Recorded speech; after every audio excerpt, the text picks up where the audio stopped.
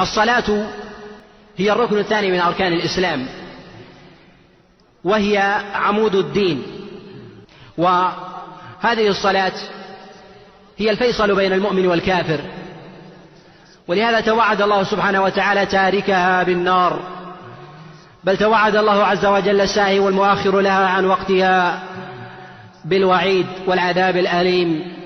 وقد جاء في ذلك عن رسول الله صلى الله عليه وسلم أخبار كثيرة تدل على أن من ترك الصلاة قد كفر وخرج من الملة. من ذلك ما رواه الإمام مسلم في صحيحه أن رسول الله صلى الله عليه وسلم قال: بين الرجل وبين الشرك والكفر ترك الصلاة.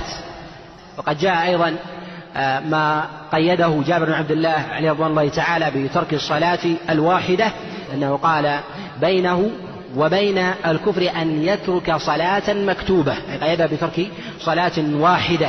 ويكفي في الوعيد في من تركها أنه يحشر مع فرعون وهامان وقارون وأبي بن خلف، كما روى الإمام أحمد والطبراني وابن حبان وغيرهم من حديث عبد الله بن عمر أن رسول الله صلى الله عليه وسلم قال: من حافظ على هذه الصلوات حيث ينادى بها كنا له نورا ونجاة وبرهان يوم القيامة، ومن لم يحافظ عليها لم تكن له نورا ولا نجاة ولا برهان يوم القيامة. وحشر مع فرعون وهامان وقارون وأبي بن خلف، ومن حشر مع هؤلاء فلا أفلح.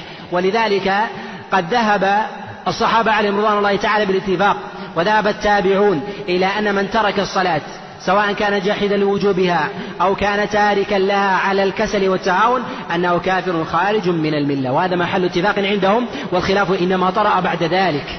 ولهذا قد روى الترمذي وكذلك محمد بن نصر من حديث بشر المفضل عن الجريري عن عبد الله بن شقيق أنه قال: ما كان أحد من أصحاب رسول الله صلى الله عليه وسلم يرون شيئا من الأعمال تركوا كفر إلا الصلاة. وهذا حكاية إجماع، وهذا نص عليه على الإجماع أيضا التابعون، وعلى رأسهم أيوب بن أبي تميم السختياني أنه قال: ترك الصلاة كفر لا نختلف فيه.